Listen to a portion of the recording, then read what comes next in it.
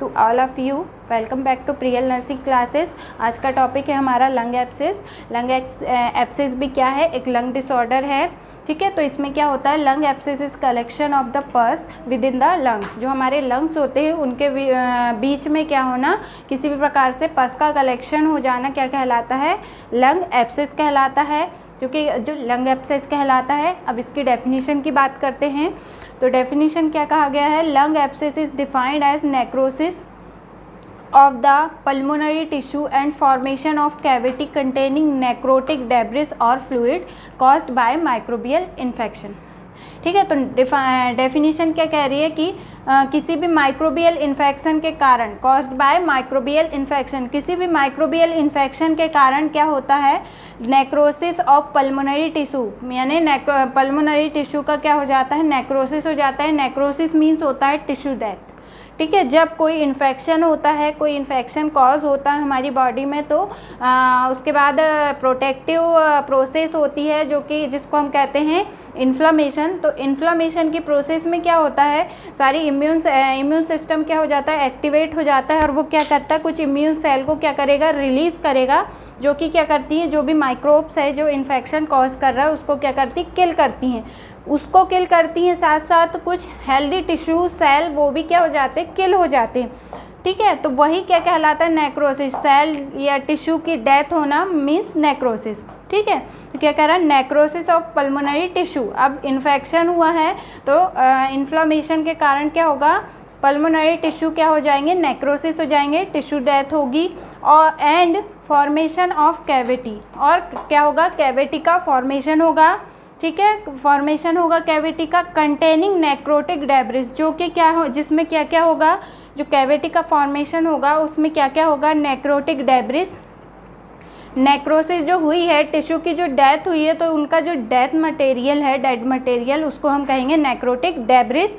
और फ्लूइड, और क्या रहेगा उसमें? फ्लूइड। तो फ्लूइड और जो टिश्यू की डेड हुई है, तो वो जो मटेरियल है मींस नेक्रोटिक डेब्रिस और फ्लूइड मिलके एक कैविटी का फॉर्मेशन करते हैं, वही क्या कहलाता है? Lung abscess.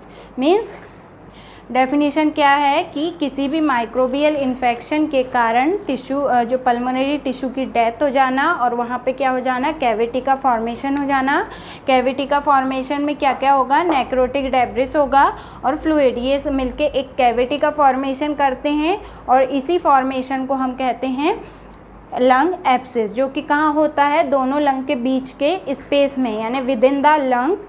Collection of pus या collection of cavity known as lung abscess. हम बात करते हैं क्लासिफिकेशन की, लंग एब्सेस के क्लासिफिकेशन। तो लंग एब्सेस के क्लासिफिकेशन हम देखेंगे। फर्स्ट देखेंगे अकॉर्डिंग टू ड्यूरेशन। ड्यूरेशन के अकॉर्डिंग 2 टाइप्स के होते हैं, एक्यूट एंड क्रोनिक। और अकॉर्डिंग टू इटियोलॉजी, मतलब कॉज के अकॉर्डिंग भी 2 टाइप के होते हैं, primary and secondary lung abscess. तो फर्स्ट हम देखते हैं according to duration. According to duration 2 types के होते हैं लंग एब्सेस। एक होता है एक्यूट लंग एब्सेस और सेकेंड होता है क्रोनिक लंग एब्सेस।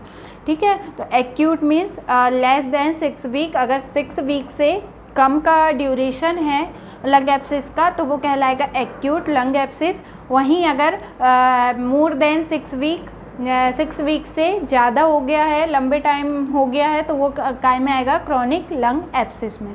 ठीक है, अब अकॉर्डिंग टू इटियोलॉजी के अकॉर्डिंग में 2 टाइप के होते हैं, प्राइमरी लंग एब्सेस और सेकेंडरी लंग एब्सेस। प्राइमरी में क्या होता है? Occur in previously healthy patient with no underline medical disorder. इसमें क्या होता है? जो पेशेंट होता है वो प्रीवियसली हेल्दी पेशेंट होता है, उसमें कोई भी अंडरलाइनिंग मेडिकल, जो भी लंग एब्सेस से रिलेटेड जो भी क्लिनिकल मैनिफेस्टेशन है, जो भी साइन एंड सिम्टम है, वो उसमें हमें देखने को नहीं मिलते।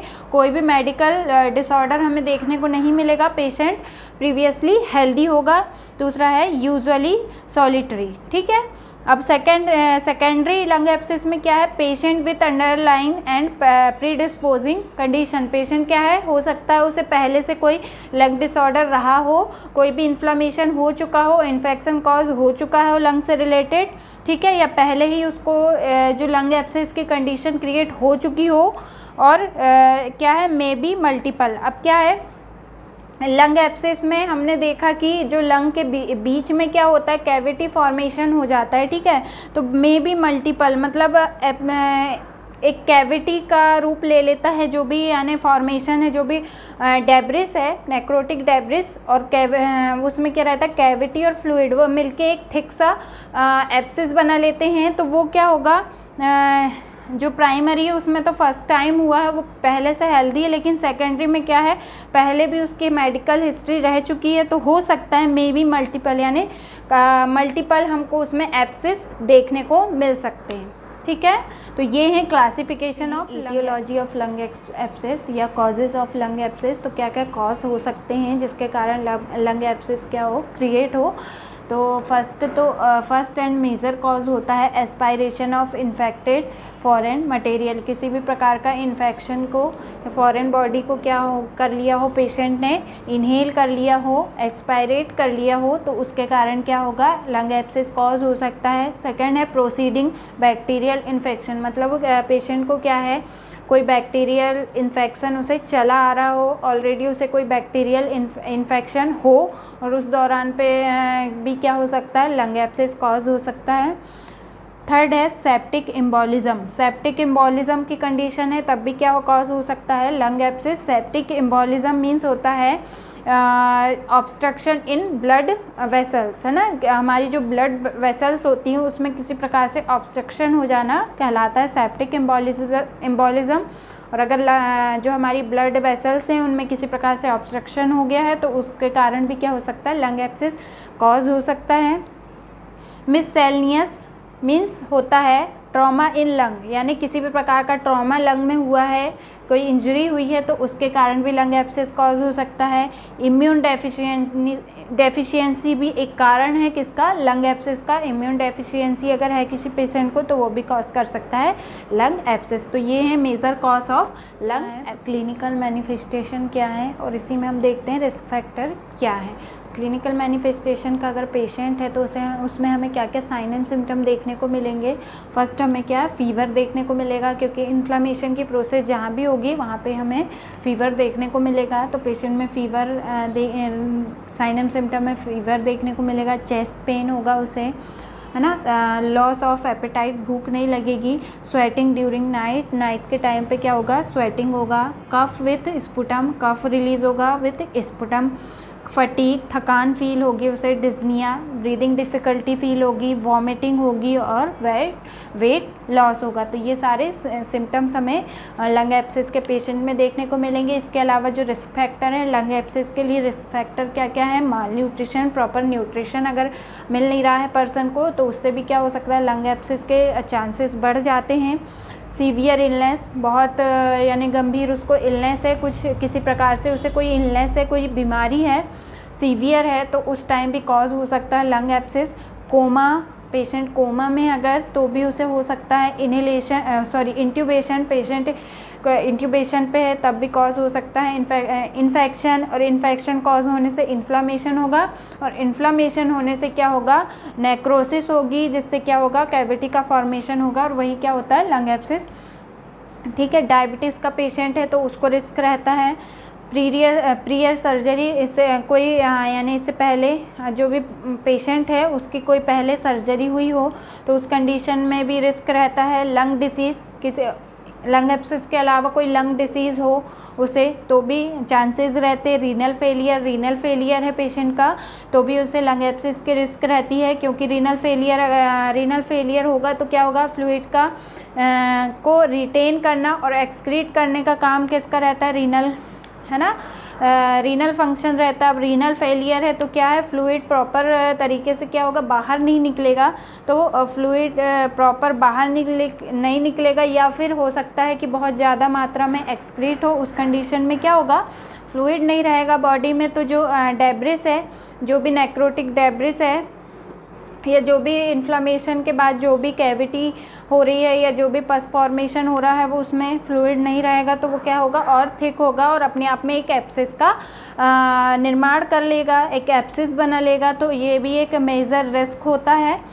काय के लिए, लंग एब्सेस के लिए। उसके बाद सिगरेट स्मोकिंग, स्मोकर है, क्रॉनिक स्मोकर है, उसको भी हाई रिस्क रहता है लंग एब्सेस का। और प्रोलॉन्ग्ड हॉस्पिटलाइजेशन, काफ़ी लंबे टाइम से अगर कोई बंदा या कोई पेशेंट हॉस्पिटल में एडमिट है तो उसको भी रिस्क रहता है लंग एब्सेस का, क्योंकि ज़्यादा लंबे टाइम तक अगर हॉस्पिटल में है तो वो इन्फेक्शन के संपर्क में आ सकता है और उसके बाद हो सकता है उसे कॉज हो लंग एब्सेस। ठीक है, तो ये हमारे साइन एंड सिम्टम थे कि क्या क्या हमें सिम्टम या लक्षण देखने को मिलते हैं पेशेंट में, और ये हैं हमारे रिस्क फैक्टर कि क्या क्या किस किस वजह से रिस्क हो सकता है lung. Pathophysiology of lung abscess कि जो पाथवे होता है लंग एब्सेस का वो कैसे होता है, कैसे कॉज करता है लंग एब्सेस हमारी बॉडी में। तो देखिए, ड्यू टू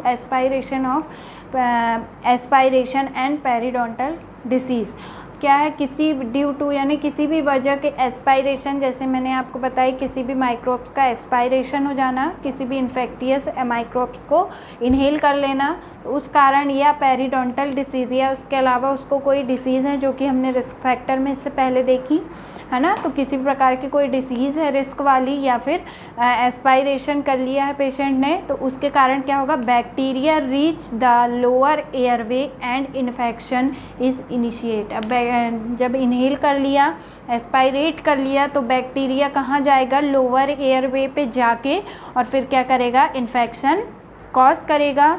उसके बाद क्या होगा, अब लोअर एयरवे में क्या होते हैं, हमारे एयर सैक होते हैं, ठीक है, एल्विलाई, एयर सैक।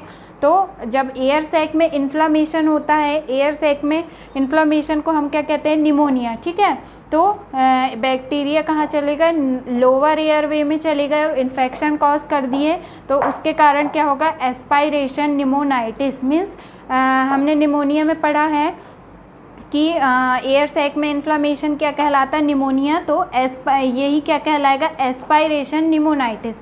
अब क्या हो गया, एस्पायरेशन निमोनाइटिस या निमोनिया बढ़ गया है वहाँ पे, तो उसके बाद क्या होगा, प्रोग्रेशन ऑफ टिश्यू नेक्रोसिस। अब वहाँ पे क्या होने लगेगी, टिश्यू नेक्रोसिस, टिश्यू डेथ होने लगेगी, वहाँ पे प्रोग्रेस में रहेगी टिश्यू डेथ। और इसी प्रोसेस में अगर ये 7 to 14 डेज क्या होगा, चलते रहेगी प्रोसेस, तो 1 to 2 वीक्स के बाद क्या होगी, कंडीशन बन जाएगी काय की, लंग एब्सेस की। ठीक है, तो पैथोफिजियोलॉजी समझ में आई। क्या है कि जैसे ही कोई एस्पायरेट करेगा माइक्रोब्स को, बैक्टीरिया को, तो वो बैक्टीरिया कहाँ जाएगा, लोअर एयरवे में जाएगा और वहाँ पे कॉज करेगा निमोनाइटिस। और यही निमोनाइटिस की कंडीशन चलती रहेगी, जिसके कारण क्या होगा, टिश्यू नेक्रोसिस होने लगेगी, और टिश्यू नेक्रोसिस होती रहेगी, और उसके 1 to 2 वीक्स के बाद क्या होगा, एब्सेस बन जाएगा, जिसे हम क्या कहेंगे, लंग एब्सेस। तो ये कंडीशन होती है लंग एब्सेस की पैथोफिजियोलॉजी। हमारा डेफिनीशन हो गई, इसकी क्लासिफिकेशन हो गई, ईटियोलॉजी हो गई, साइन एंड सिम्टम हो गए, और अपने रिस्क फैक्टर हो गया, पैथोफिजियोलॉजी हो गई। अब बात करें अगर इसके डायग्नोस्टिक इवेलुएशन की, कि अगर पेशेंट को अगर डायग्नोस करना है लंग एब्सेस, तो हम उसका चेस्ट एक्सरे करा सकते हैं, एंड कफ उसको मिल रहा है स्पुटम के साथ, तो हम उसका स्पुटम कल्चर करवा सकते हैं। इसके अलावा हम उसको ब्रोंकोस्कोपी करवा सकते हैं। ठीक है, ब्रोंकोस्कोपी के अलावा क्या है, सिटी स्कैन उसका करवा सकते हैं। तो ये सब क्या है, डायग्नोस्टिक एवेलुएशन है, जो कि हम पेशेंट को के लंग एब्सेस डायग्नोस करने के लिए करवा सकते हैं। इसके बाद बात करते हैं ट्रीटमेंट की। तो ट्रीटमेंट में फर्स्टली हम पेशेंट को क्या, एंटीबायोटिक प्रोवाइड कराएंगे, क्योंकि कॉज क्या है, मेन कॉज क्या है, इन्फेक्शन। ठीक है, जो कि किसी बैक्टीरिया के कारण हुआ है या जो भी, तो एंटीबायोटिक हम उसे प्रोवाइड कराएंगे। उसके अलावा हम उसे ड्रेनेज करवा सकते हैं ना, ड्रेनेज करवाएंगे, जो भी उसमें कैविटी फॉर्मेशन फ्लूइड हुए तो उसको ड्रेनेज द्वारा क्या कर सकते हैं, बाहर की तरफ निकाल सकते हैं। उसके अलावा सर्जरी की अगर बात करें तो सर्जरी भी हम उसे प्लान कर सकते हैं। सर्जरी के द्वारा जो भी लंग के जिस पार्ट में भी एब्सेस क्रिएट हो गया है तो उसको हम रिमूव कर सकते हैं। तो इस प्रकार से ट्रीटमेंट हम प्रोवाइड करवा सकते हैं लंग एब्सेस के पेशेंट को। और इसके जो नर्सिंग मैनेजमेंट है, तो एज अ नर्स हमें ऐसे पेशेंट के लिए क्या करना होगा, फर्स्टली तो उसे जो भी प्रिस्क्रिप्शन है डॉक्टर की, जो भी प्रोवाइड की गई है मेडिसिन, वो सारी हमें टाइम टू टाइम उसे देनी है। उसके वाइटल साइन हमें टाइम टू टाइम चेक करने हैं। ठीक है। कफ एक्सपेक्टोरेंट हमें उसे प्रोवाइड कराना है। इसके अलावा प्रॉपर न्यूट्रिएंट, क्योंकि एक रिस्क होता है, माल न्यूट्रिशन है तो उसके कारण रिस्क होता है लंग एब्सेस का, तो हमें उसे प्रॉपर न्यूट्रिएंट प्रोवाइड करवाना होगा। फ्लूइड इनटेक करने के लिए उसे क्या करना होगा, एजुकेट करना होगा, है ना, कि आप ज़्यादा से ज़्यादा फ्लूइड इनटेक करिए। ठीक है, तो ऐसे हम उसको और इसके अलावा फिज़िकल सपोर्ट, साइकोलॉजिकल सपोर्ट, ये सारे ही हम अपने पेशेंट को प्रोवाइड करवा सकते हैं एज अ नर्स। तो आई होप आपको आज की ये क्लास जो कि लंग एब्सेस हमने पढ़ा ये समझ में आ गई होगी। अगर किसी भी टॉपिक में, किसी भी पॉइंट में आपको अगर डाउट है, समझ में नहीं आया है, तो आप मुझसे कमेंट करके पूछ सकते हैं। Thank you.